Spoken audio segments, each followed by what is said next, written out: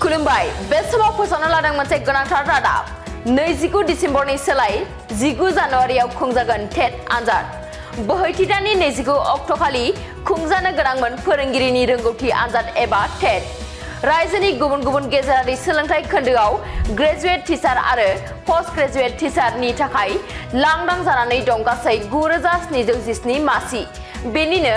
8230 मासिया graduate फोरोंगिरिनि आरो 1487 मासिया post graduate फोरोंगिरिनि बेनि थाखाय गं 9 जिल्लायाव गासै गं 57 आनजाद मिरु फसंनाय जादों बेफोर लांदां मासिखौ सुफुंनो थाखाय रायजोआव गिबि खेबनि थाखाय खुंजागोन TET cum recruitment test director of secondary एजुकेशनआ ग्रेजुवेट आरो पोस्ट ग्रेजुवेटनि टेट काम रिक्रुटमेन्ट टेस्ट आनजादखौ 29 दिसेम्बर खालि खुंनो थि खालामदोंमोन नाथाय 29 दिसेम्बराव खुंजानो गोनां टेट काम रिक्रुटमेन्ट टेस्ट आनजादनि अक्ट'खौ फावसायनानै 2025 मायथाइनि 19 जानुवारियाव खुंनो थि खालामबाय मख'नो गोनांदि आनजाद खुंनायनि माखासे सान थाबावनायनि गेजेरावनो आनजादनि फराफारिखौ हरखाबै सोलायनाय जादोंमोन थांनाय 5 दिसेम्बर खालि गोदानै फोसावनाय आनजादनि फराफारियाव 50 नम्बरनि सानखान्थि आयदा सोदेरनाय जादोंमोन